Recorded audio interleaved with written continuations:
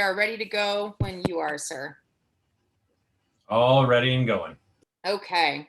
Hi, all. Welcome to this meeting of the Education Standards Committee. Thank you so much for all the work you did to prepare for today. Really appreciate the contributions to our project plan and to our agenda. Thank you, Alistair, for sending such a detailed email to the members of the committee about the item regarding a panel on ethnic studies.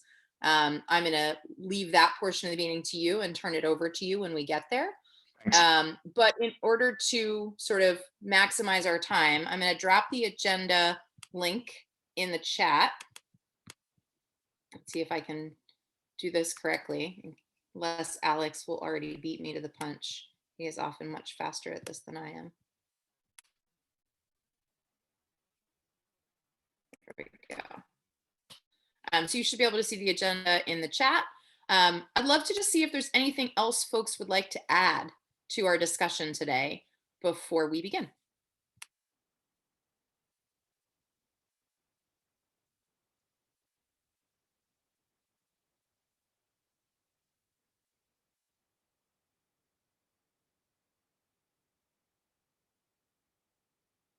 Okay. I can't tell if I'm frozen or if no one has anything to add.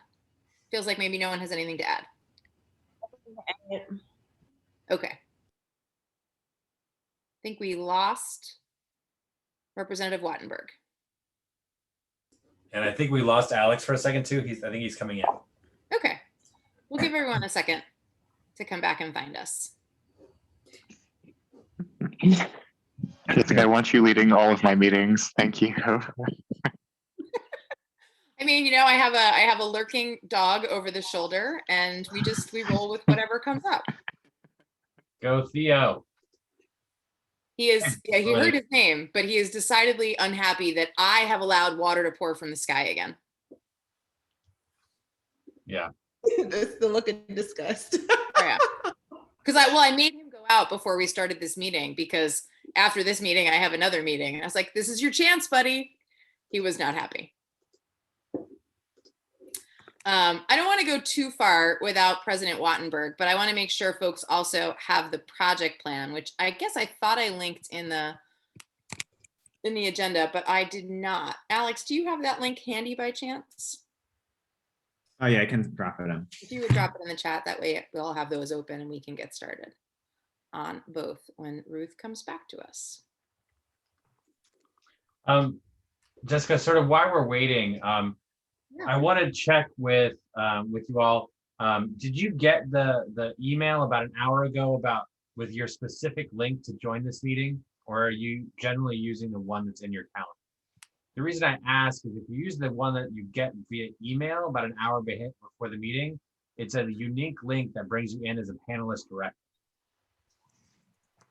Ah, okay. I use the generic link that is in our calendar, but now that I know this, I will use the one with my name on it. Which is fine, right? Like, it's totally fine. We just promote you over, but that's why it's ending up putting folks in attendees first and then bringing them over as panelists. Got it. Okay, good to know. And Ruth is back. Hi, Ruth. Sorry, I don't know what happened. That was a very long breakdown. So. All right. Well, I'm glad you're back, Ruth. What we just put the links to the agenda and the link to the project plan in the chat. So we'll put the project plan in there again. Thank you so much, Alex. And we'll go ahead and get started unless there's anything else you would like to add to the agenda, Ruth. No. Okay. So I appreciate the input folks put on the project plan. Here's my best understanding of what we need to have for our colleagues at the April working session. We need to have a completed work plan with what we hope to do and some target dates for when we want to do it. And we need to be able to share that at the working session. My understanding from my most recent committee meeting before this was with the Assessment and Accountability Committee, is that it would actually be of great help to the staff if we could get our general dates set on our project plan during this meeting, because then they can put together sort of a full Gantt chart of all the committees and when all the committees want to do all the things, so that we can see whether there are some months where maybe we're all doing too many things, and whether there's any fungibility to say, okay, our committee will take a step back and do that a different month, or wow, we're all going to have to really hustle on these because all of these things have to happen at this time. So one thing I hope we can do for the first part of this meeting is just go through the sections and add in our preferred dates or sequence for some of the new items on our work plan, so that we can share that with the staff and see how that fits in with the other committees. Does that make sense to folks? Yes.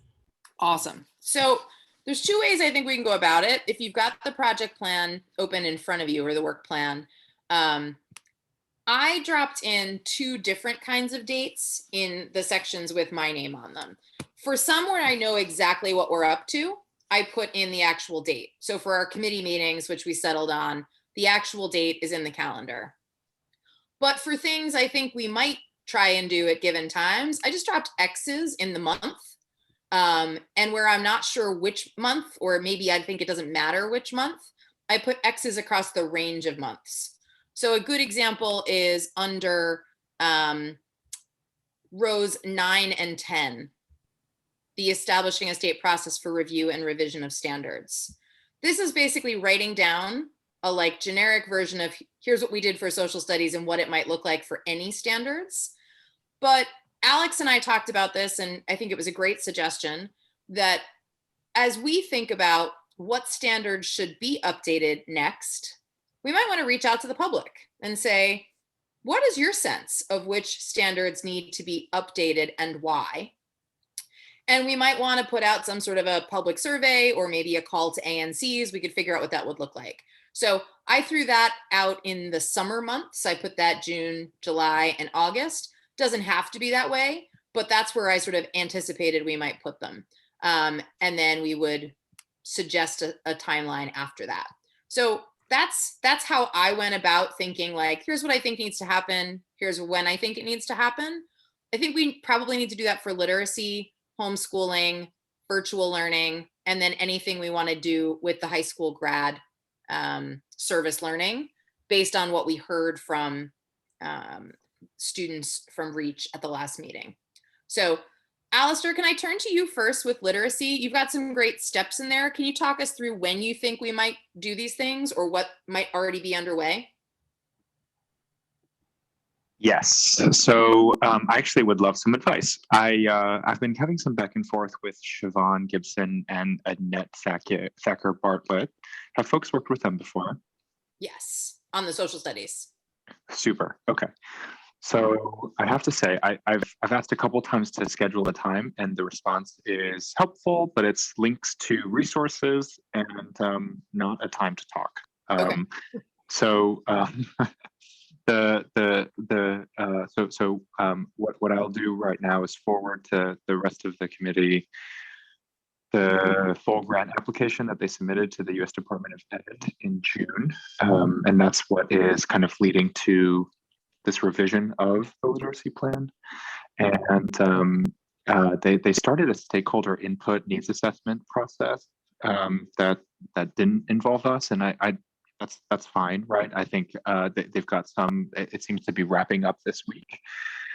And so what I proposed to them last that they seemed relatively, again, kind of with a grain of salt, right, responsive to was a survey of teachers around kind of the current literacy practices and training.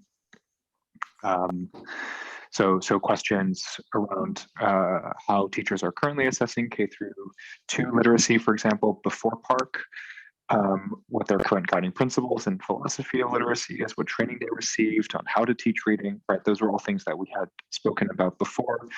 A second element would be kind of building on top of what they had been doing around literacy as a kind of more on the curriculum side, and mapping literacy-focused community-based organizations, so libraries, nonprofits, and how those programs connect and support the plan, which would be out of their immediate realm of work, and I think something that could add to it, but doesn't necessarily, it's not policy work so much as stakeholder engagement work, right?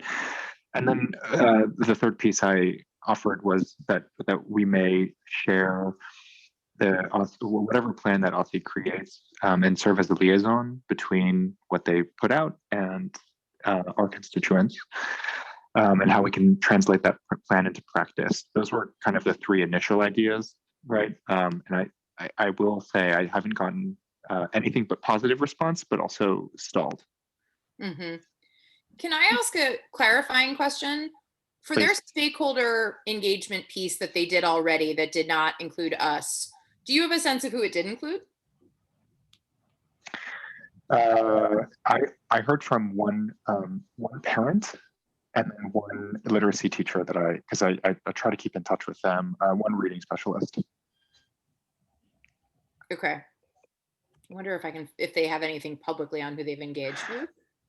Yeah, I just want to make sure I have this. So you're saying the proposal at this point is three things. It's an informal survey of teachers about how they're assessing literacy, their professional development, and a couple other things. Second is mapping the literacy programs. And third is sharing the OSSI literacy plan with our constituents, or did I completely mangle that? Yep, you got that. I think the first one is, we've talked about this, right? That not a lot of teachers have gone through training on how to teach how to read in a way that they even themselves feel like they got enough of, right? And I think that piece would be really interesting. But what's everyone's take? I mean, I think I want to make sure we're helpful and working alongside them. I don't want to. I think what I would follow up with is to say, we want to finalize our work plan by April 7th, and would like a chance to talk before then to make sure that what we're doing is aligned. Does that seem like the right next step? So Ruth, just before you go, I think I just want to double check that you're looking at the project plan too, because that's where we're working right now. So on the project plan, Alistair, this is essentially rows like 16 to 19, yeah? Yeah, I got it. Okay, got it. Go ahead, Ruth. I just want to check with John Paul and see if this is something that could come up in your OSSI meeting. Yes, I mean, yes, can. Once the full board has agreed that this is one of the things that we want to work towards, yes, absolutely, it should. I meant it more in the sense that Alistair seems to be trying to get some information about what's going on and not getting it. Yeah, Alistair, I'll follow up with you afterwards, and we can add it to the topics of our next coordination meeting with OSSI, which I think is in 2 weeks. Okay. Does that make sense? Yeah. Carlene, Jessica, yeah? I think it does make sense, Alistair. And then I think one other thing we might do is, obviously this plan is on what we want to do, but once we have a sense of what OSSI is doing and their willingness to engage with us on these things, we can integrate what OSSI is doing into this plan, just so we can also keep track of it. Like we did with the social studies, we're keeping track of what is going on in OSSI's piece of the work. But for instance, if they've done this stakeholder engagement, we should probably see who they talked to and what they asked in developing our teacher survey. Yeah. Great. So my next steps then, just to make sure I have that right with everyone else, because in the work plan, I guess things are not started until I wanted to design this with them, right? To make sure that it aligns with what they're doing. So really my next step is I'm going to share the grant plus, I guess, results from their initial kind of community engagement process with, I have Jessica, Ruth, Carlene, and John Paul on this email. Am I missing anybody? No, I think that makes sense. Okay, and then I'm going to follow up and ask for another time to speak, ideally before April 7th, and then I can kind of have a better sense of what this looks like. Is that okay? I guess Jessica and John Paul, what do we need to clarify before April 7th on this? I mean, So I think, from my standpoint, it feels like this work that we would engage in on literacy is not Yep. going to start until the summer, or Yep. at least the late spring, given where Ossie's work is. Does that sound Yep. right to you? yes, yep, Okay, so I think then I might just suggest that we drop in a couple of placeholder ideas here to suggest that, like, the informal survey for educators might be hard to get a hold of folks over the summer, but maybe we sort of plop that out. And I'm just going to drop in a couple of X's here across the summer months into September at the late end. Your conversations with community organizations and subject experts, I know those are ongoing. So does that make sense to sort of see that as overlapping with the teacher work? It does, right? I mean, part of what I actually would like to talk with you about is which one makes more sense, right? Because do we focus on both? Do we just do one? I do feel like they are the piece around community-based organizations is really a whole different piece of the work, right? Ossie's not touching that at all. The survey touches on what they're doing and may or may not reveal results that they like. Okay. Right. Do you see what I'm saying? Is your sense that in Ossie's literacy plan, and this is my own ignorance of what is and is not included in that, Ossie's literacy plan is about what they are doing with educators pre-K to 12, or is it educators pre-K to 3?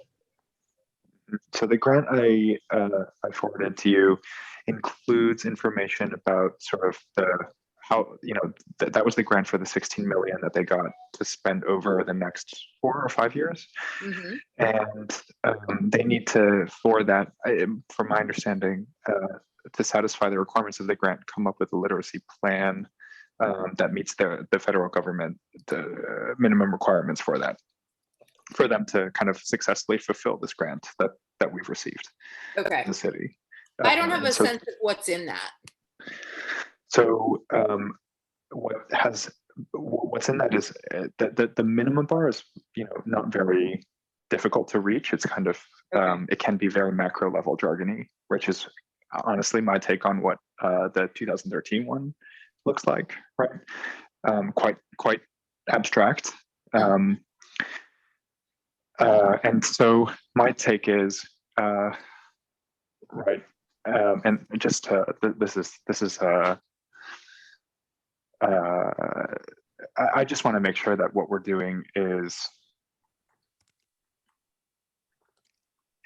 thoughtful in where we are gathering feedback from our constituents in a way that helps move literacy forward, right? And so it may or may not be that do you see what I'm saying? That running a survey may or may not actually provide the answers that they want to see. Yes, totally. And I'm now glancing through the grant you just shared with us, and I see that goal 1 of the grant is to support early language and literacy skills for children birth to age 5. Goal 2 is increase the number of children reading on grade level in grade 3 through high school. And then goal 3 is improve literacy outcomes for disadvantaged and traditionally underserved children and students across the birth through grade 12 education landscape. And it looks like that's it. Those are their 3 goals. So it feels like it's a pretty comprehensive set of things they could do, and they've said they'll do. And to your point, they're doing this engagement. They're hearing whatever they're going to hear, which may or may not be what they love to hear. And then we're trying to figure out how we best can fit in or make the case to fit in to advance the work for this grant. Is that right? Exactly. Okay. Yes. So I'd be open. I would very much like to hear what Carlene and Ruth think on this. I'll give my one thought. So I think that Ossie, to your point, is not particularly well positioned in a way that we are, by virtue of your connections, to deal with some of the community-based folks doing literacy across the spectrum. So that may be a really good way for us to fit in. But the second piece is, I know that you have interest in and Ruth has interest in a lot of this like science of reading skill focus, and we've had panelists come speak on that. So I'd hate to sort of leave that part out, because I do think that's a thing our board has interest in and some knowledge about. So those are my thoughts. Others? I am reading it. Okay. I'm looking at it right now.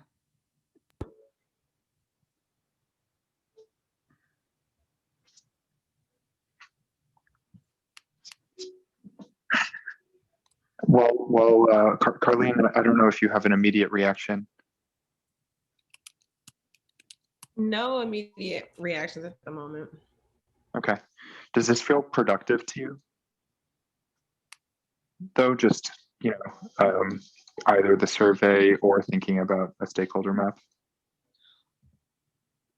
My sense is the stakeholder map is absolutely productive, because I don't think that's something that looks like it's part of OSSI's work in the grant, but Yep, that's right.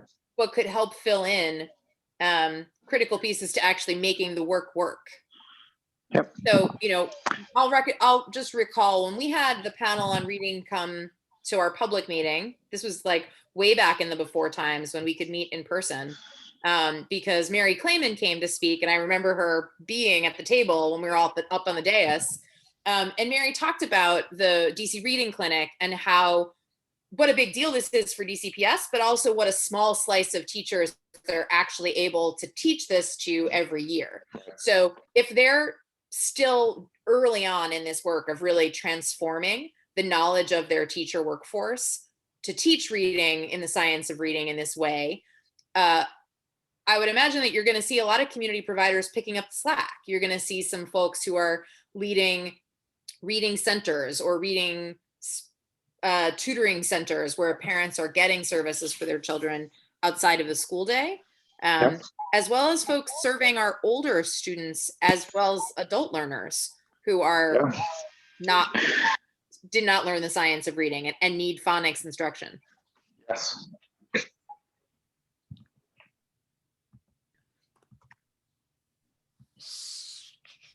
So Ruth, Carlene, well, yeah, go ahead. Oh, now I just got to something interesting. Go on. No, I thought I had a question, but I don't. I need to. So what if I do this, Jessica? What if I send a follow-up to everyone with some more kind of like specific ideas that would it be to vote on? I guess the options are rather like, do we in our work plan, do we have a survey? And then we can build that out with OSSI over time. Do we do the stakeholder map and we build that out over time? Do we try to do both? And or a fourth option? Does that make sense as a, yeah? Yeah, but so let me ask this, and this is partially a question to John Paul, and then one thing I think we should sort of make a quick call on as a committee. John Paul, when you're in your sense of how leadership is asking for these work plans to be presented, because I don't have a good sense of this, might it be enough for us to say, we're interested in working on literacy in partnership with the OSSI Literacy Plan. We expect that we'd like to ask for some funds to support either a stakeholder map or a survey in service of that work. Like, would that be enough granularity so that we don't have to get into too much more detail before our April working session? Yes, I think so. I mean, I think I would suggest having a broad idea of how much one might cost, or one or the other, or both might cost, just so that we can weigh that, right? And that's precisely because, we don't have an exhaustible source of funds for research or for other projects. And so we just need to make sure that it's balanced across the entire board. But I think that's absolutely right. Okay. How do I get that estimate for like running a survey of teachers? So Ruth, do you want to jump in on the pricing issues, or? Well, I mean, I think realistically, and I've said this at a few meetings, and I'm getting the sense that I'm right, but I'm not absolutely being told yes or no. I mean, it seems to me, from what I know about all the operations, is there's all this outside research. One, it's expensive, and two, it's enormously staff intensive because you have to run RFPs and all this stuff. And that really what would makes sense is insofar as lots of committees had an interest in surveying parents, we would all come together on such a survey, or we would do the same around a survey of teachers, although we just did one. And that is sort of the one likely way in which this would all play out. Because it's not like there's enough for every group to sort of do their own project. I'm not sure I agree with that, Ruth. I think that what I heard from Zachary and Emily was that they wanted committees to come with projects they had in mind so that they could sort through what was possible. Because I'll offer a counter. Like, I don't think we could do an exhaustive survey of educators for the Education Standards Committee. But I do think if we wanted to say, we'd like to do a resource map and we need some consultant support for that, we could either say, is it possible to hire a consultant to do this for a short-term project? Or is it possible to ask our policy fellow or one of our summer fellows to be assigned to help with the resource map? Like, I think it's more an allocation of resources broadly construed rather than a pot of research funds that has to be divvied up. I think that we should be responsive in both ways. That's what I think, because I don't think people really know, actually. It sort of depends what, I mean, I think you're right that some of this absolutely could be, cordoned off for a policy fellow. That's exactly, I think that's a great way to think of it.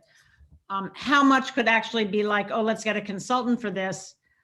I'm dubious about how much of that could be done either with, within either a reasonable time frame or reasonable resources, but I'm not making the call. I don't want to suggest that. I'm just sort of saying that doesn't seem like it's going to go far.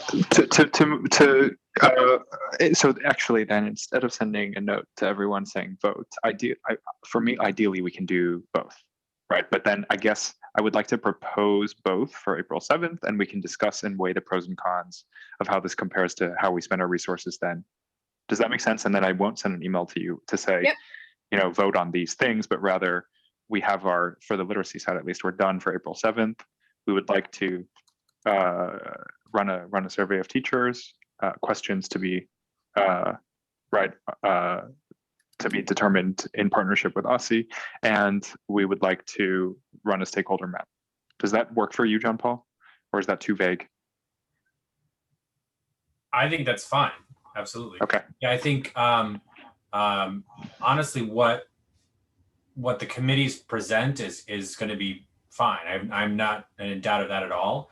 I think it's going to be a very interesting conversation with all of the really good stuff that's coming out of each of the committees to decide how we're going to balance and what the right balance is. Yeah, I think that's right. Do folks agree that, and then we can kind of get to the details when we've decided as a larger group if we prioritize this? Go ahead, Ruth. Yeah, I'm a few steps behind you, partly because I got in late and partly because I'm just trying to think about this and look at this. So when I think about, and you can push back on me and say, no, this is not where you are at all. But part of what I'm trying to make sense of is, does this or can this or should this connect to the idea that there's this new legislation around how we are going to make sure that we screen everybody. We are going to make sure everybody has interventions. We are going to use research-based, science-based materials. Is that the vantage point on this in terms of what Ruth, I just want to pause you for a second. Yeah. I think that's a really great question for when we get into the details of the literacy plan. But I think for today, we're just trying to get through what's going to go into the work plan. So I apologize for cutting you off, but I want to make sure we can get through like what's in the plan. And I do think that's the right question to ask as we get into what the work is. Totally. But I think based on what John Paul said, we're able to stay up just one more level. So Alistair, I put in, I'm going to leave everything you've put there. I would encourage you to just drop in some thoughts on when you think we would do these things. I dropped in a couple for like, you're already starting some of the resource mapping. When would you want to end that by? When would you want to do the survey? I dropped in summer, but maybe we do it another time, just so we can have that to forward to the staff so that they can lay that out in a larger Gantt chart. Yes, and I guess this is the question I was asking at the beginning. It's not so much, I'm not bitter that OSCE hasn't responded. It's more of a, how do we fit in with their broader priorities right now? I know they've got a lot on their plate. So I think we move at the beginning. I think is unclear to me how fast we can move until we get their feedback on this, right? So what's everyone's take on how long that might take? I mean, I think it should be relatively easy to use the OSCE meeting to get answers to questions like, when will you have your stakeholder outreach complete? I think it might also be easy enough to get an answer to a question like, when can Alistair set up a meeting with Siobhan and Annette? But I think it might be harder to get additional details, after that, just because I don't know where they are in the process of that work. Does that make sense? Yeah. John Paul, does that jive with your thinking? Okay. And Alistair, you were saying OSCE doesn't already have information related to teacher preparation around reading? Correct. That is what I have understood. Yep. And they have a, one thing I learned is that they have a certificate for teaching reading, but reading specialists are not required to actually have it. Okay. Yeah, that sounds like an appropriate step, the survey. Okay. And I was just texting, sorry, Alex, I meant to send that to you and I sent it to everybody, but now I'm going to explain it. I dropped in the spreadsheet dollar signs where I think we're considering this might cost money, and pound signs where this is going to cost staff or human resource time. Happy to put in some other symbol if you prefer it, but. Where are you, Jessica? I'm lost. Where are you putting that? Row 16, I put money in a parentheses. Row 17, I put money or pound in a parentheses. Yep. Similarly, for like public outreach on what needs to be updated on the standards and why, that would seem to be something we could use staff support with. Whereas some of those other things, I feel comfortable doing the legwork or the drafting work solo. Okay. So Alistair, I feel like we have agreed that we're on the same page around, we'd like to do the literacy work. It's in the plan. We probably need a little. Yay, thank you, everybody. A little. Whatever it is, we're for it. And yeah. That's a unanimous view. And so if you just drop in a couple more sort of, they can be placeholder dates. They don't have to be anything that we're wedded to, but where you think might make sense to spend that time, especially the expert panel, because that we would love to get onto the broader board planning agenda. Carlene, can I come to you next for homeschool stuff? Sure. Oh, okay. So let me see. We, I think, ended our last meeting saying that we would, I think this is Ruth's idea, look at preliminary numbers of children or families who are using homeschool as a start to see if this is like something that was really of area of interest or I guess a significant amount of families involved. So that's in progress. Then I just kind of took a stab at the next couple of steps, which depending on the preliminary numbers of homeschool students, we may need to figure out if we're even going to go to a homeschool panel or not. So that could be obviously another intermediary step to see if we're going to address this or not. But then, or we could match the information related to numbers of homeschool students and then what the panel says. And then we also could do possibly, I guess, promotion of public testimony, because sometimes numbers give you just, exactly that, numbers, but the stories behind why people might want us to take it on might be helpful and push us over into why we should pick it up. And then from there, I said, review current guidance on homeschooling. So really, I guess the third one is the only one that I think is one that sticks. The first two, I'm open for conversation, talking about like, is there a certain threshold or what do you want to see? Or do you want to hear enough people come and testify? Ruth?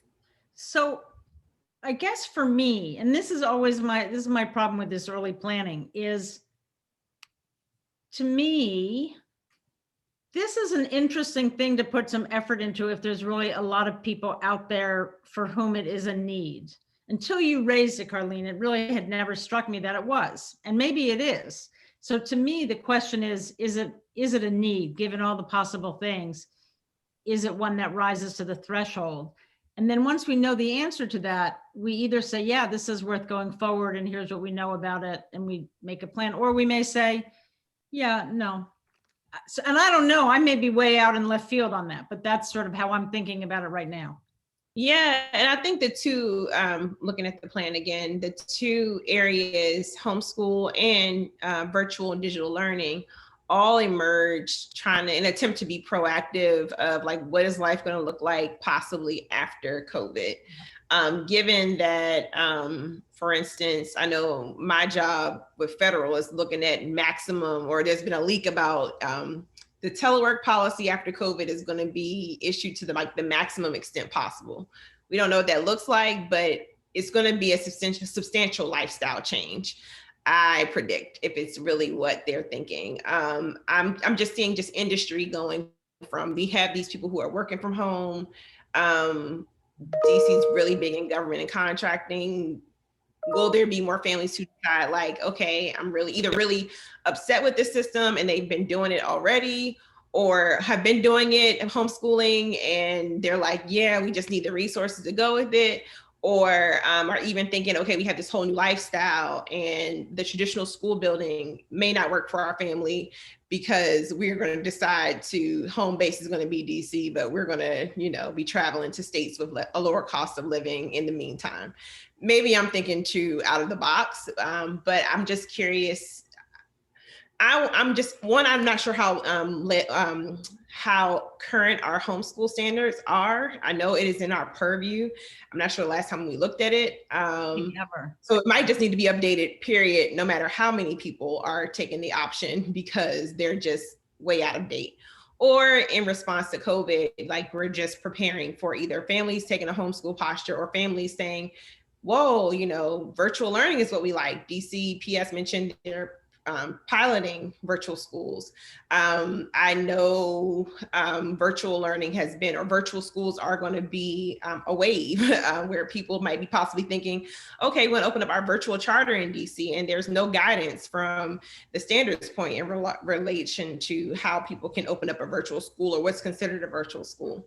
So I think both of them, if you want to even look at them in block, are kind of just responses to like this new wave of education that maybe I'm foreseeing. So Alex sent us the data that he compiled in an email earlier today. And if you just take a look at it, it came in at 3:32 p.m. There was roughly a doubling of homeschool students in the count this year, but last year was a little lower than the year prior. So we've had roughly between 400 and 500 students homeschooling in DC annually since school year 15-16. And then this year, 764. One, I think, plausible piece of information, this is from the oversight process, performance oversight responses provided to council. One, I think, plausible thing to think about too is how many families did not register as homeschooling because they didn't know they had to in this year. So we saw that jump. If we assume that there's some number that also did not register, we're looking at somewhere between 764 and let's call it 800 families homeschooling. I think there's probably discussion worth having over like, is that enough of a threshold to say we should dive in on this? It would be roughly the equivalent of Eastern High School. So it's roughly a high school's worth of students, which is not insignificant in town. One other question I have is as we think about the plan and presenting it to our colleagues, it feels like there's this bucket of work and the digital learning standards, and maybe there's a way to tie them together. Like these are two sets of standards that we're proposing might need to be updated / created because of COVID. So what are people's thoughts based on the numbers, based on how we handle this in our plan.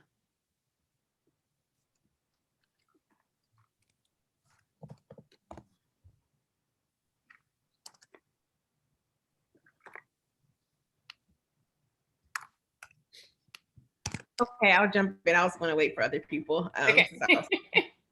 It would be helpful, Alexander or John Paul, because I do know for homeschooling, it's in our purview. So when was the last time, or were the current regulations? Never, or? The state board has never taken it up. Well, that sounds like. I do think one of the steps that we could also add in this section could be to see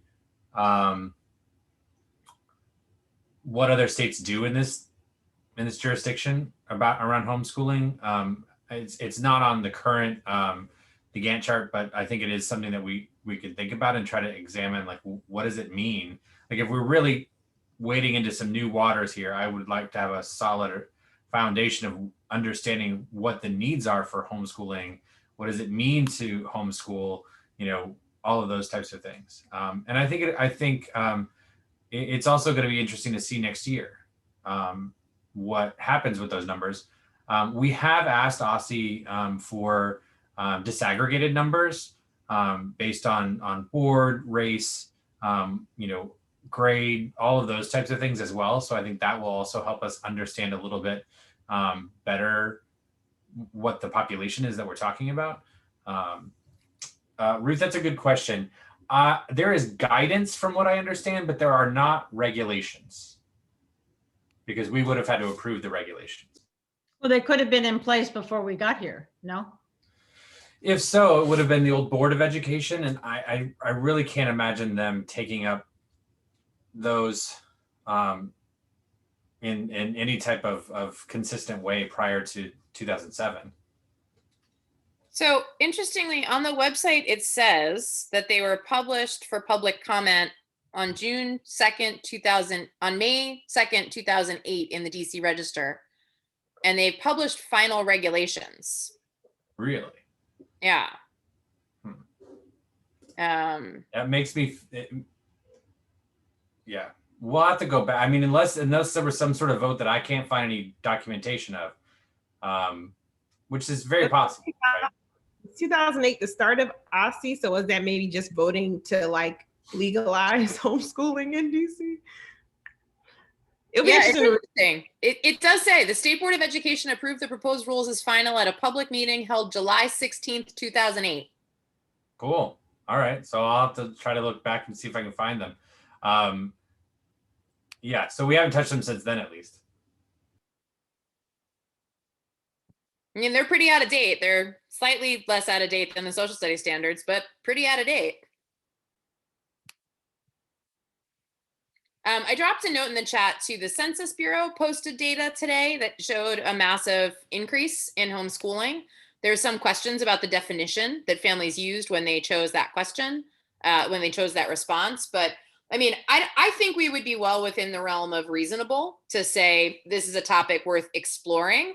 How far we send the exploration, I think, is an open question. And I think, Ruth, your point's a good one. Like, we don't know what we don't know. And we may want to have more conversation about how far we go down the path. But I would be comfortable keeping it in the project plan with the idea of getting the disaggregated data, reading the regulations, and then deciding whether we feel there's a need to update or seek to update.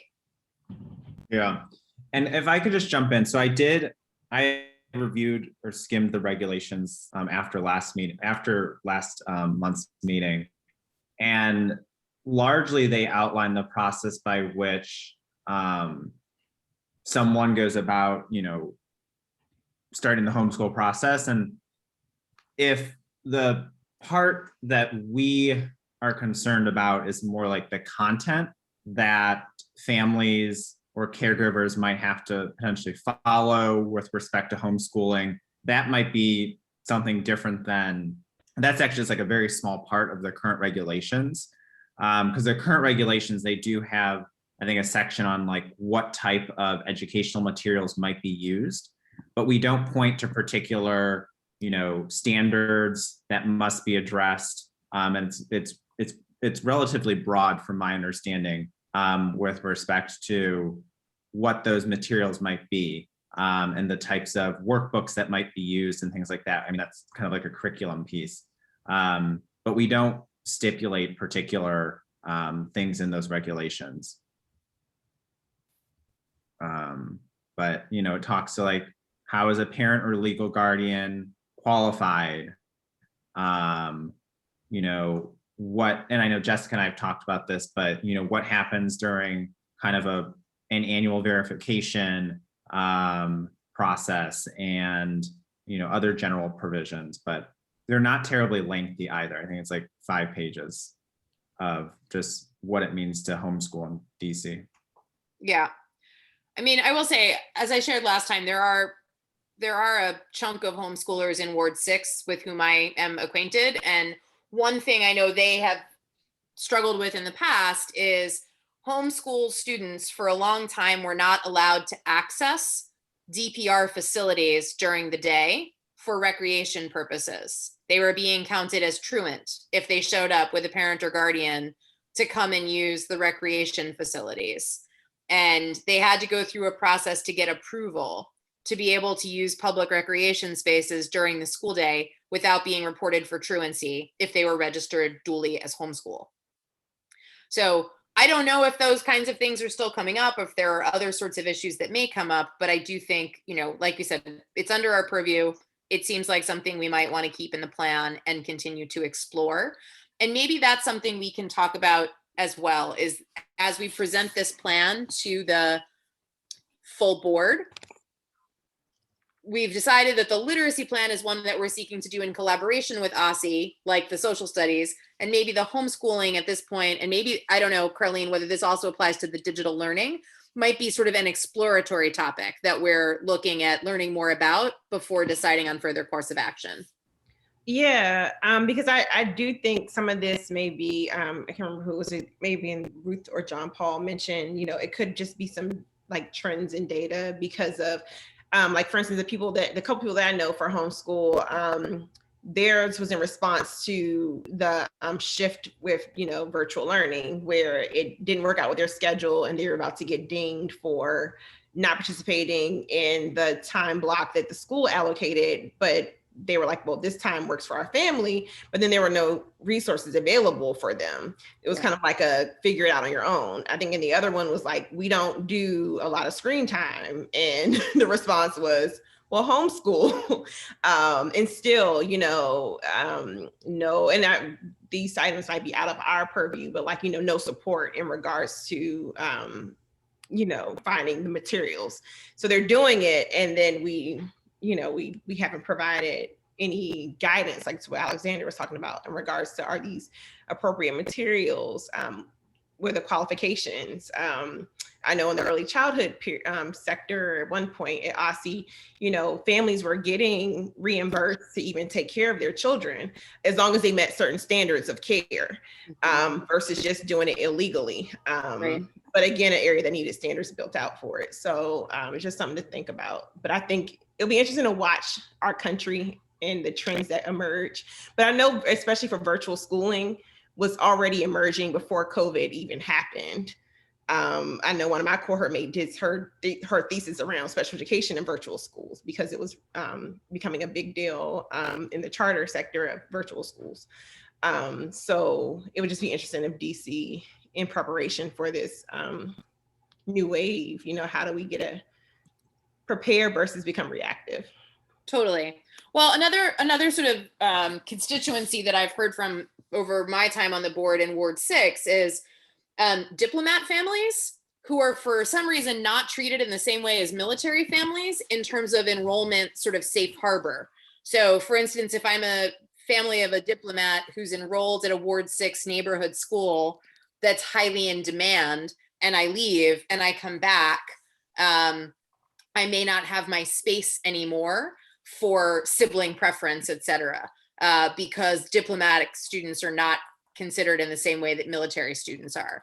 And so some of those families have talked about the same thing, like what are the options to continue the program while they're not in country? So I don't know. I think it's worth keeping on there as an exploratory topic. I'm certainly in favor of it. Work for you, Ruth? Okay. John Paul, one question I wanted to ask about, because we had put on a homeschooling panel as an idea, and I think I dropped it in for the April meeting. I understand the April meeting was about to start taking some shape. Do we have a sense of how those ideas are being considered once we propose them and when decisions are made? Yeah, so the leadership team meets every Monday, and we discuss sort of upcoming meetings, what's coming down the pike, what are some of the suggestions that we have, and then from there we start working on what the next steps would be. We have not discussed anything for the April public meeting yet, other than, hey, it's coming. We need to figure this out, what we're going to have on the agenda. So I don't expect anything. We may have some more information after Monday, but I just don't know. Alistair notes that he's having trouble getting back onto the meeting, just FYI. So yeah, I keep seeing him show up and then leave. Yeah. Ruth, I think you're on mute. Not worth repeating. Okay. But yeah, I mean, certainly we use the meeting topics document specifically on in that planning. So things that are proposed. We have a number of things that are sort of on the potentials for the April public meeting, including homeschooling. I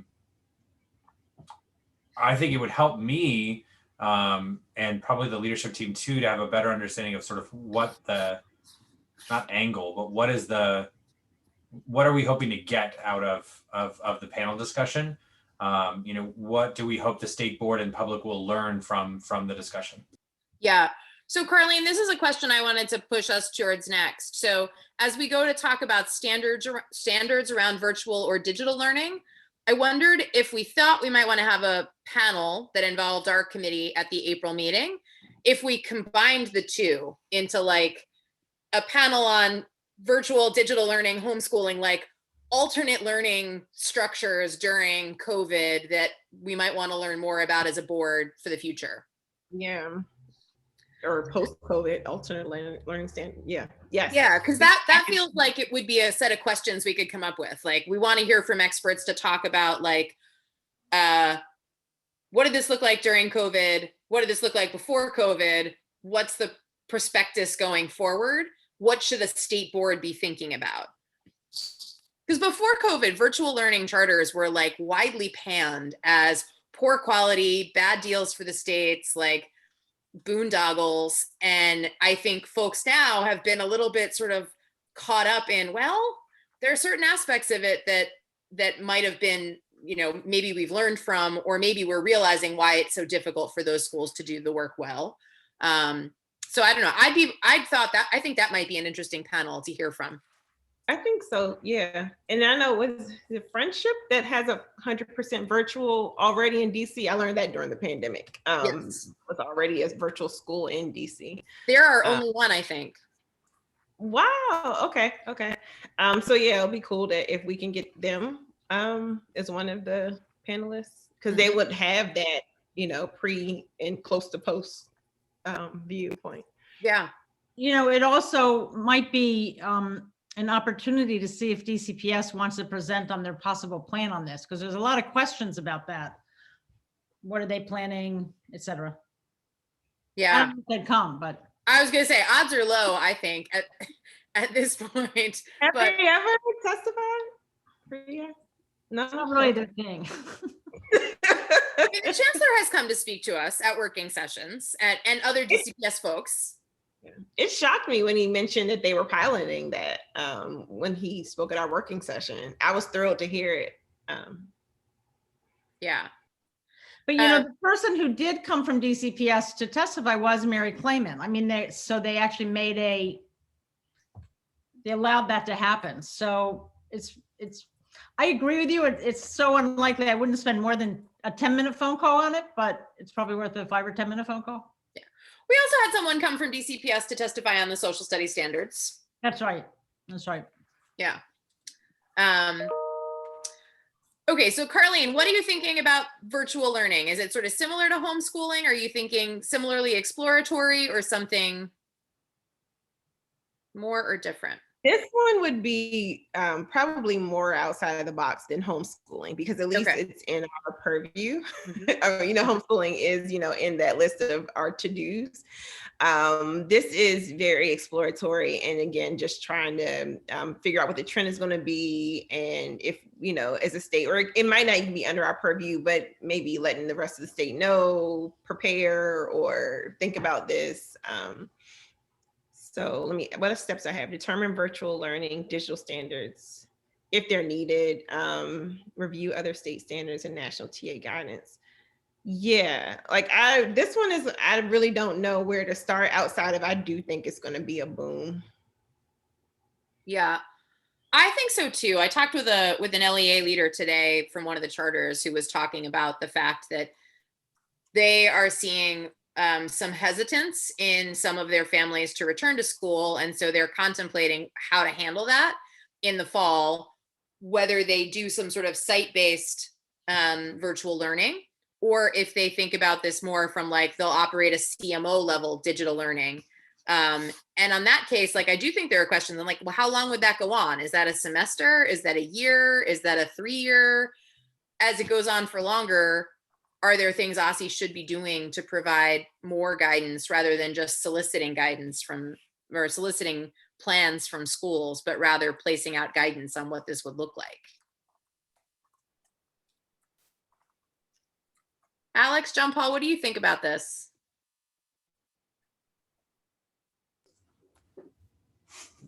I'm here to support whatever the committee wants to do. So cool. I think the committee is trying to figure out what the committee needs to do. But I do agree, but to follow up on that, I do think this idea that there's going to be more virtual period is for sure true. And whether it's a virtual school or I forget who said, I think Jessica, that schools are doing virtual learning, and it'd be nice, maybe there need to be guidelines on that. I do think one thing that I might note is President Parker has noted a couple times his significant interest in working on some digital equity pieces. And I think that might be another thing to also consider and think about. One of the opportunity gaps I think that we have across the city, right, is that some schools are able to offer a lot more programming than others. And so finding a way, and it may need to be through regulation, where credits can be awarded cross LEA or something like that might really help in terms of getting students access to programming that they might not be able to do at their home school. And that's another thing to sort of think about, how do we need regulations for that? How would it work? What would it be like? I'm not totally following. In other words,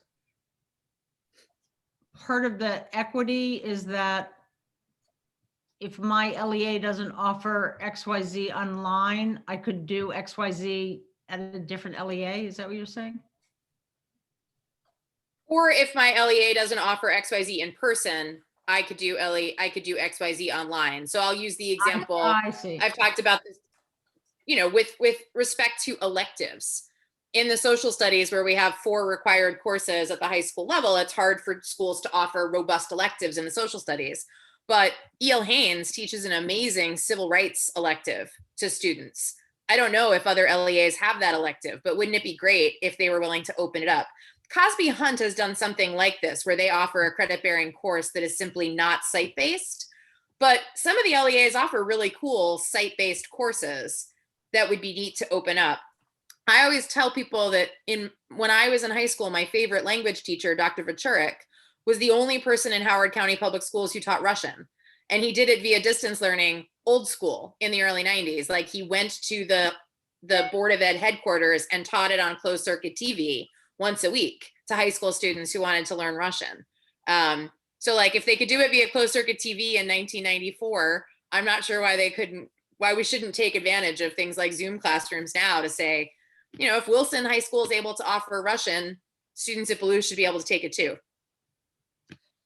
So just to throw one other thing into that, one idea that has always intrigued me is really this idea that, I mean, really, we just have such segregated schools and we have such limited opportunities for everybody to work together. And one of the idea that you might have these classes or courses, much like what Cosby has, that could pull people together, ideally in person for this purpose, but whatever, to study something, that would be a really great thing. You know, in my fantasy world, when the state board is very well funded and has all this extra staff and everything else is working, we would launch these courses. But an example of it is the, oh gosh, now I'm going to forget the name, but it's a history of I don't know, I can't remember. But what it does is it's place-based in sort of the broadly DC area, and it uses the DC area as a way to teach history. Like the Close Up Foundation? It's not Close Up. It's Laura Slover's involved in it. Okay. But so they go out to, you know, they go to Antietam. I mean, they go to Civil War sites, they go to civil rights sites, they go to all kinds of different things. And anyway, it's an NEH. Okay, now it's an NEH style summer institute for teachers, actually, is what, no, for kids. Okay, no, now it's all coming back to me. Sorry, it's taking me so long. It is I do think it is NEH, and actually what it is I think it's 2 kids per state come. So it's like 100 kids come and study American history in DC, right? But when I went to their thing on it, I thought, wow, we should just do this, right? We could have 100 kids or 200 kids doing this. So that's sort of the idea. And I put it out there just because it fits what we're talking about, which I think is a thing. Okay. I like that idea a lot, Ruth. And I know there's some LEA leaders who are already exploring some of this. Bard Early College High School has been offering their dual enrollment program to a consortium of schools, including charter high schools. So like Idea Public Charter School and Thurgood Marshall and another school I'm forgetting are part of a consortium with Bard Early College, where students from their LEAs are allowed to enroll in the dual enrollment courses. And part of the reason they were able to facilitate that during the pandemic was leveraging distance learning. So being mindful of our time, I want to suggest that I like this idea as an exploratory one too. I do think it would make sense to add in the digital equity piece around access as well as collaboration. And Carlene, I'm curious whether you would think this is a reasonable way to get started. I think we could propose for the April public meeting, it would be nice to have a panel on different learning environments during COVID, asking a panelist for each of a couple to come speak about what things were like before COVID, during COVID, and what's the prospectus going forward. And I might put homeschooling, full-time virtual schooling. Maybe we have someone from Bard come and talk about this, like consortia, dual enrollment piece, so that we get a sense of like, if we're trying to explore these things, what should we be asking? What should we be thinking about? I mean, I'm in for outdoor learning if we want to add sort of another piece of it. I'm just not sure how we would pick who. I thought about that and I was like, have we done, I know we've done the resolution, but have we had a panel on outdoor learning? We had, was it in our working session? I think it was in December. Okay. I just wanted to make sure we weren't duplicating. Is that right? We did have a panel. I don't remember, honestly, the months are blending together. What is time? But we did have a number of folks together for it. I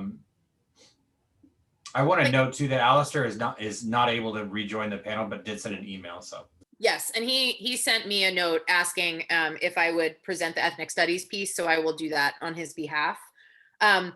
I wonder, like, learning pods might be another one. There was some webinar today or yesterday I didn't get to go to, but it's like, will learning pods last beyond the pandemic?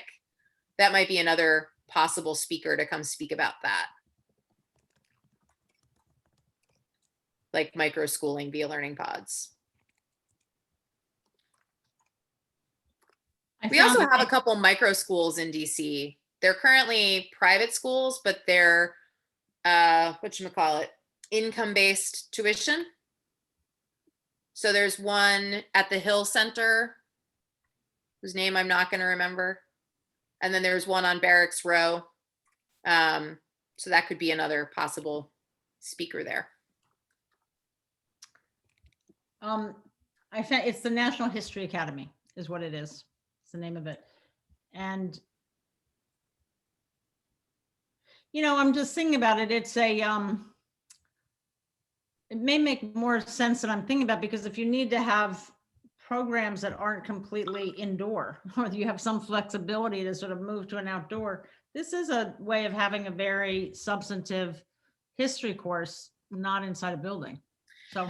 Yeah, it's interesting. One of the things that has come up on the outdoor education piece that Emily and I have been back and forth with on a school in Ward 6 is there are some obstacles that are proving harder to overcome than would seem necessary.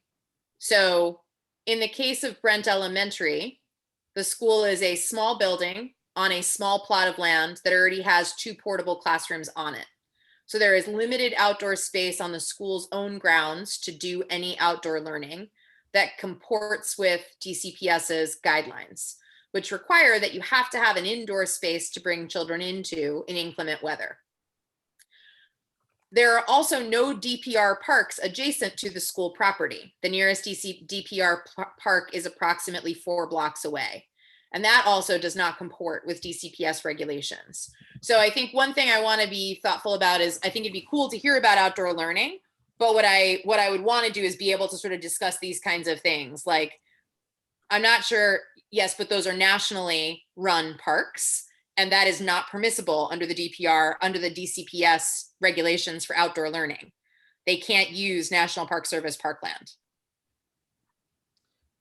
Well, maybe that's something that needs to be appealed. Well, that's what I mean, is like in some of these cases, I feel like we should be, we may have questions around things like, what are practical obstacles? What are regulatory obstacles? How do you suggest sort of planning for this in the future? There are 2 parks right across the street from Brent. Yeah, I used to live right 2 blocks from there. Yeah, one of them is currently being used by a gym. They have a tent on the property with spin bikes inside of it.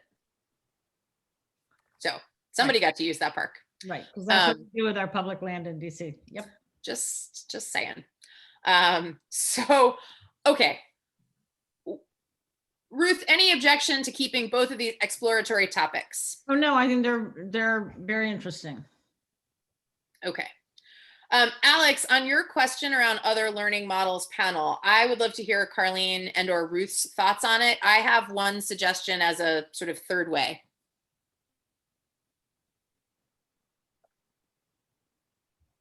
There are a couple of homeschooling consortia in the city.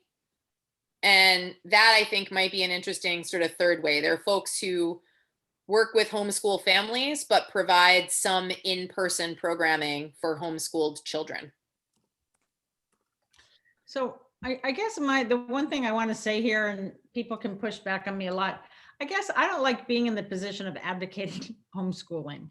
And we need to know about it, because if there need to be regulations or guidance or support, and we're the ones to do it, we need to do that. That's our responsibility. But where is that line? Maybe nobody else shares that discomfort, and maybe I shouldn't, but I will say it does. I think my question for you, Ruth, is where does it feel like does it feel like we have veered into advocacy in what we have talked about so far?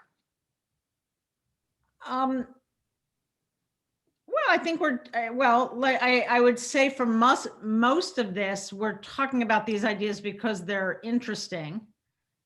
And maybe there's potential for them in the future. But no, I guess I want to back off what I said. I mean, if the point is we're just trying to show here the different things that are going on, I don't have a problem with that. I just wanted to raise that as where I'm at.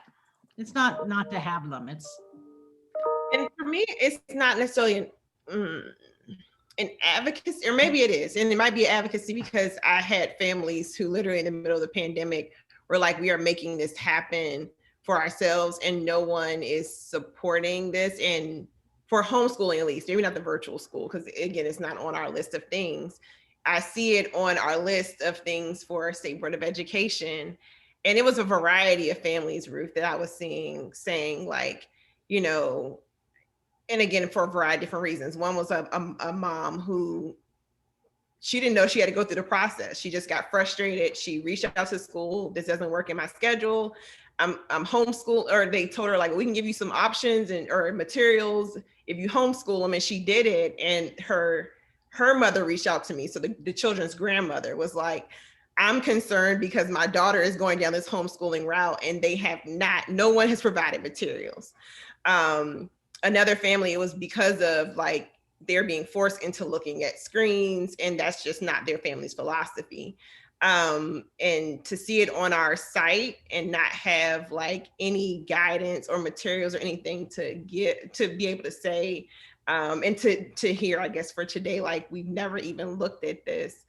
I just was like, can we close the loop on this? Because No, all fair. I mean, I agree. Yeah, it just felt like important for us to understand and know about. I totally agree with that. So from a panel perspective, then it sounds like it might be helpful to have someone who is from OSSI speaking about homeschooling from the regulation standpoint. It might be helpful to have someone who is experienced homeschooling. So a parent or a consortium leader who is familiar with what the regulations look like in practice for children and families. And then for virtual learning, I know, Carlene, you mentioned getting someone from Friendship Online, which I think is smart because there are only fully online school in DC. And then I wonder if we might get someone who researches virtual learning, whether we can find someone at one of the local think tanks who may have done some work on the landscape of virtual learning. And then John Paul, I know we were up in the air for the Outreach and Advocacy Committee about like, should we solicit people to testify? Because clearly on the panel, we're not going to be able to have everyone, sit on that locked in panel, but there are going to be a variety of families who may want to give their story or their perspective that we just can't fit on that panel. So I'm not sure, it's two committees kind of linking together, but I'm not sure where we landed on that. Like, hey, you talked to me this summer about XYZ. Would you be interested in coming and share your story? Yeah, I think that's a really important point. And I think it's also one that once we understand a little bit more about what our perspective is and how we're going to approach this topic, we'll have a better sense of it, right? I don't know. I mean, I think it's important for members to hear from families that are in the homeschool process, but I also think it's important for us to try to figure out if we can hear from families that were in homeschooling and decided against it, or what are the pros and cons of it, and making sure that everyone understands what the process is, right? I would be surprised if most folks understand that there has to be 15 days notice to OSSI before you start homeschooling, or that before you end homeschooling. Right. And that OSSI has the right to come in and I've been reviewing things. OSSI has the right to request it to come and view your student's portfolio twice per year. Like, what does that look like? What does a portfolio review look like at OSSI? Like, how does it happen? And then you're required to maintain all the materials for at least a year for everything that your student provides or produces. So like, what does that look like? How does that fit into things? And what is it, and this somewhat goes back again to the earlier point related to the teleteaching or whatever you want to call it. Like, what happens if a student is really, really interested in basket weaving, but the parent doesn't have that experience, but a school in DC teaches that? should homeschool students be eligible to also enroll in those programmings? What is it, how do we make sure that all of the opportunities are available? I think those are all really interesting questions that I don't have any answers to. Yeah, no, I think this is a good point, John Paul. So I feel like what we're saying at this point is we're still exploring. We'd like our panel to help us shed some light on like what we should be thinking about, what we should know, what exists, what doesn't exist. But Carlene, I think I want to understand your question from the outreach and advocacy perspective. Is it like our board puts out our agenda the Friday prior to a Wednesday meeting? Do we also put out a call that says members of the public are always invited to testify at state board meetings? Please be aware that the topics for this week are boom, boom, boom, boom, boom. We would welcome and encourage public comment on any of these topics as well as any others you are interested in. Like, is it being a little more explicit with who we broadly invite to come speak? Yeah, possibly. I just think the only thing that gave me pause about like having one family, and I don't think this was anyone's intention, but like one family, That's on a right. panel, it's because we haven't touched it. It's in our purview. Like, do we want as many individuals as possible to talk about all the aspects of I appreciate you, John Paul, saying like, there were families who elected homeschooling and it didn't work out for them. I feel like all of that is, is valuable. Or, parents who were homeschooling figured out the child may have a, a disability, and then what does continuum services look like? I just, it seems like since we haven't touched it in a long time, especially whenever we look at whatever was written in 2008, an opportunity to just like see, okay, this was written in 2008, this is what we're supposed to do, but then what else are you seeing? And then the last piece I'll just say is like, I was also just thinking about, the equity piece. So if, like the piece you were talking about, John Paul, of, did you know that OSSI, if you elect this, can come into your home and can require, materials like, well, maybe your first language is something different than OSSI can, most staff OSSI are able to read. And then who's providing you, so I just want to know, like, whatever is in 2008, is that even now, given all this equity framework, and then given what our city is trying to move towards in equity, supportive of that. So let me offer then an alternate idea to the panel. Could we do a OSSI personnel and a researcher who has done some work on homeschooling? And then could we do like a friendship online as well as a researcher who's done some work on virtual learning, so that we're doing sort of a practitioner slash research perspective for each, rather, and then invite public comment to come be whatever public comment is on the topics of the day. That way, Ruth, we're not inviting support for or opposition to, we're simply inviting, come speak your mind on the topic.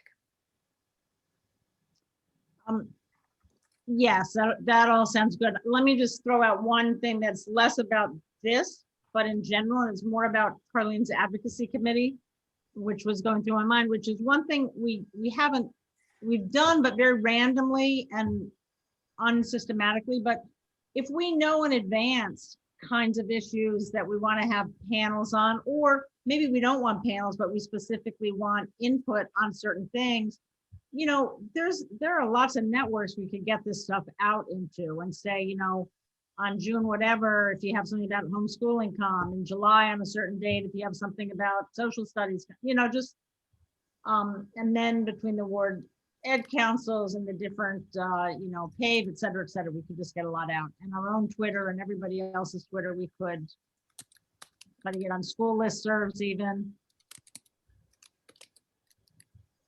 That's all. Okay, I want to be mindful of our time. It's 5:52. I think we have almost enough in our work plan to be able to present to the staff and to our colleagues what our committee is hoping to do. I put in the high school grad recs community service learning piece. I know it came up in the public comment from the Reach students and Mark Hecker at Reach. I know there was also talk about whether that belonged in our education standards committee, which does have oversight over high school graduation requirements, or if this might be an advocacy piece. I don't feel any particular sense of ownership over it, but I care a lot about community service and service learning and making sure that if we do it, that it is thoughtful and sensible. But I feel like it's definitely an exploratory topic at best, because what we have right now is some public testimony that might be nice to pull together and share formally with OSSI, and then consult with them on like, what's the status of graduation requirements updates? Where is there any opening to advocate for changes on this or anything else? Thoughts on that? Carlene, had this come up in your committee yet? So we were trying to figure out, and something that, and I'm glad that we're taking the approach we want to hear what all committees are doing, because we were trying to figure out when is something, everything around education is important to pick up, but when is something like, you know, for our outreach and advocacy committee to pick up and develop an action plan for how we follow through on it. So it came up, the topic, but we kind of just steered towards like, instead of the outreach and advocacy committee, like responding to individual things as they emerge, kind of thinking of a more of a fair approach, one, but then like just how, you know, is it like certain people, so many people have to testify for it to be an issue on a topic, or, you know, one instance is enough for us to be like jump on it. So yeah, we thought about it, but we were like, we need to think of our overall strategy for how we want to approach advocacy. Okay. So for now, if it's okay, I'm going to leave it here as an exploratory topic and share it with our colleagues. I want to just take sort of chairperson preference here and spend the last 5 minutes talking about the ethnic studies email that Alistair sent us, because I'll come to you at the end, Ruth, but I really promised Alistair I would say this on his behalf, and I want to keep that commitment.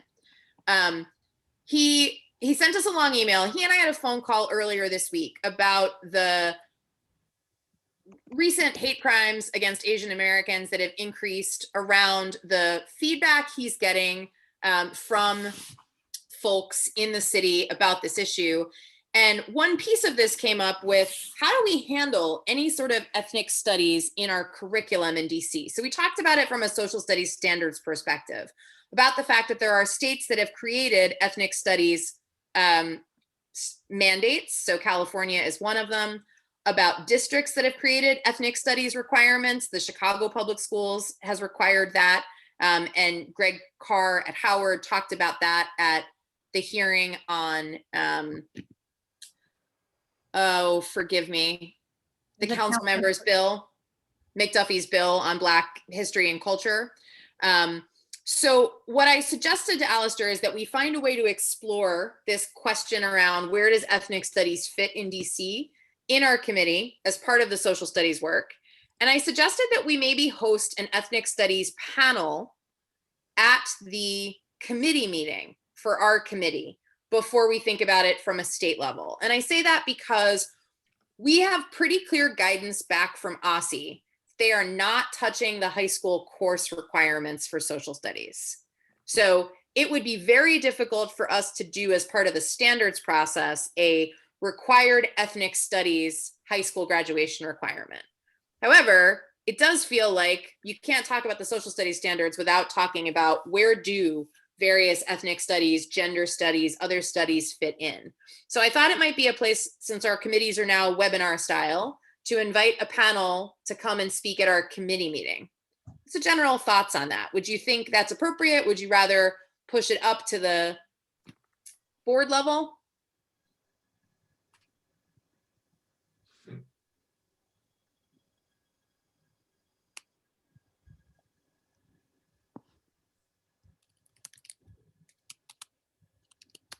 You could start at the committee level.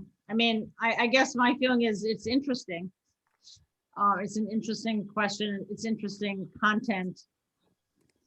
My own bias, I guess, is I'd rather have it in the regular social studies, because it should be, we're all learning it, as opposed to segregated in other courses.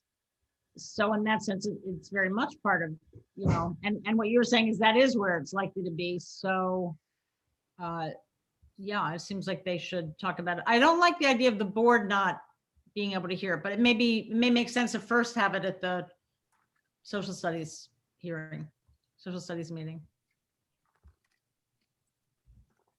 I didn't land anywhere.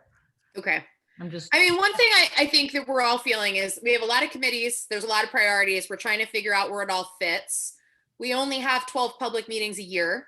So how many sort of panels can the Education Standards Committee push for out of the 12?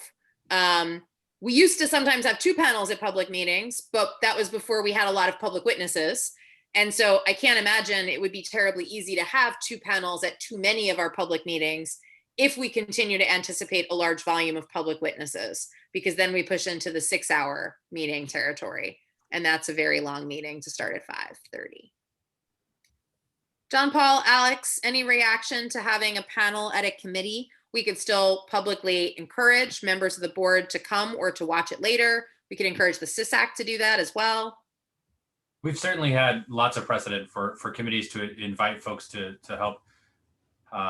help them with their conversations. So I don't see any issue with that at all. Okay. Then I may. Or the other thing is like, whether it's at the committee level or thinking of just like other formats that the state boards used, just the state board saying that they'd like to host a discussion on this topic, and it's being sponsored or hosted by, this committee. So you don't have to necessarily occupy the time of a committee meeting, and you identify an hour or 45 minutes during the day for something like this to occur. I Like think Well-Rounded did with their webinars, yeah? Correct, like what Well-Rounded did with the webinars, or what Marcus did on like community schools. Okay. Could be another avenue. Okay, so any opposition to me chatting with Alistair about how he would best like to position this and leveraging our committee to help him make this happen? Great. I will give Alistair the go ahead then. Okay. Last thing before I let Ruth get the last word in, I will pull together a clean version of this plan to share with our staff and be ready for the committee. I'll also do our write-up for our working session. If there's anything else on the panel, let's just get a reply all going on our committee email so that we can help think about how we want to propose the panel for April, so that leadership can make a decision on it. Please ignore my dog building a nest of blankets behind me because it's rather vigorous. Ruth, go ahead. What did I cut you off on earlier? Well, so what I wanted to raise, I'm now looking at the social studies piece. And the one thing I just wanted to raise, and I think I see it here, although now I'm confused, is what we have talked about in the past, Jessica, is how and when the public is going to have an opportunity to start looking at, commenting on in some iterative way on the social studies standards. So I see something in March and April on SBO and advisory committee obtained public feedback on guiding principles. Is that what that is? No, that's last year. In March, so it can't be that. Yeah, that's last year. So it says 21. We're now in 21, right? Am I looking at this wrong? So OSSE Technical Writing Committee sessions, row 37. Row 33. Row 33. Okay, those are old. I apologize. They should not be there. Okay. Because we did the guiding principles. We approved them already. The guiding principles are static. So then back to my question. We don't have to, is there a place in here, sort of a moment where there is public feedback on the emerging standards in some iterative process with the public? Sure. If you come down to row 40, the SISAC has an opportunity to review the initial structure of the standards tentatively in mid-April. I should note that the OSSE Writing Committee is meeting tonight. And so I don't know what they're doing because I'm here with you all, but this is, this ended up being the writing session, not the 21st. So I have some change. I apparently need to make some updates in there. That's OSSI's work, so we don't have any say or control over that timing. But they have invited the CISAC to provide some feedback on the initial standards structure, things like anchor standards, et cetera, in mid-April. That's tentative. As soon as I know more about that, I'm happy to report it back to this committee. If you go down to 42, in the draft OSSI writing committee, they expect that they're going to have some opportunity, I'm sorry, row 41, for the CISAC to review updated standards in late July. Again, tentative at this point because they haven't started writing them. And that would be for review by SBOE and the CISAC. Public engagement would not happen at this point, though there is talk of a public focus group. And again, all of this is tentative. I don't know much more about it at this point, but that would also happen in July. And that would be something that AIR is running on behalf of OSSI. So that's what I know at this point, and it's here in the plan. And I apologize we didn't spend more time on the social studies, but there's no decision points on anything. Like nothing has changed here that we as a committee would decide on. The dates that I put in are from OSSI and AIR. And so just so I understand the story is, so we know when OSSI is going to give stuff to the CISAC, and what you're saying is those moments where CISAC will be reviewing it, that's also SBOE reviewing it. Am I reading that right? I think so, but I don't know. And I don't know what this is. Okay. Because that's fair. That's fine. And then at some point, I just want to just, how we start to kind of socialize this with the public. And maybe we don't do it at all. And maybe the idea is we're not really doing it until it comes back to us. But insofar as we can, I think it's a plus. So yeah, that's my sense, is that we're not doing anything with the public with it until it comes back to us. And those dates haven't changed. That is still expected to be in fall of 2021, because the writing of the standards is expected to happen this summer. Yeah. And then, so it's still in our hands for potentially up to a year or so. Not quite, but 9 months, 10 months. Yeah, I think we're hoping to actually approve the standards, we said by Q2 of 2022, because you need to have some time for OSSI and LEAs to figure out how to implement them. We can't wait until December 2022 to vote on them if we want them in use in school year 2022, 2023. We need to vote on them in spring of 2022, so schools and OSSI have summer to get ready for implementing in fall. Well, we can come back to that. That hasn't changed, Ruth. That's been part of the timeline since the beginning, that we would vote on them by spring of 2022. Oh, okay. And I'm concerned about the public input time. That's all. So let me actually, I think this is important enough to spend another minute on. So for the waiver for ESSA accountability and Park, OSSI released it like last Friday, and they're soliciting comment by April 2nd. Are you saying for a set of state standards, you think we might need as much as 9 months to get public feedback versus the 2 weeks they're providing for a waiver of accountability? I certainly think we need way more than 2 weeks. I mean, I don't know about, no, 9 months I think would be fine. I thought you were saying that it was going to be. No, but I'm suggesting that I think 9 months is an incredibly long period of time to have comment on standards. I guess. And I'll check with AIR, but my sense is that most states leave open a public comment period for a period of weeks, not a period of months. So I guess all I want to say is that would be worth looking at, because what I don't want to have is what, when we started this whole process and we looked at what was going on in Michigan and what was going on in different places, how to avoid that, right? How to make sure that what we're coming forward with has had an opportunity for everybody to see what is the reaction and do whatever we need to do. That's all I'm concerned with. And that can't be, I don't think that's 2 weeks or 3 weeks, but I'm totally open to looking at how did they deal with it in those states, which timelines didn't work well, which timelines did work well.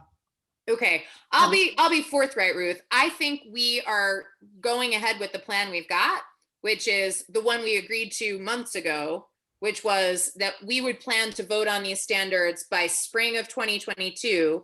to give our school districts plenty of time to prepare to implement the standards in school year 2022, 2023. Okay, That's what we all voted on and agreed to. Okay, I think we're done with this. I raised from the beginning, this is a concern. I'm just trying to find out when But it's. and I'm just reminding you that we voted on this timeline, and that's the one we've agreed to and have publicly, it's on our website, it's on OSSI's website. Not, I think not the exact times for review. That's really what I'm trying to raise. Anyway, So I am happy for us to keep talking about this when we have the information, but I am not interested in entertaining a longer timeline than the one we voted on. okay, I'm done for now. Okay. All right. Thank you all for this. Let's continue talking about the panel over email. And I will write up the summary of this meeting for everyone and get it to you all, hopefully by the end of this week. Thanks all. Okay, thank you. Bye. That's a good, interesting meeting, everybody. Thank you.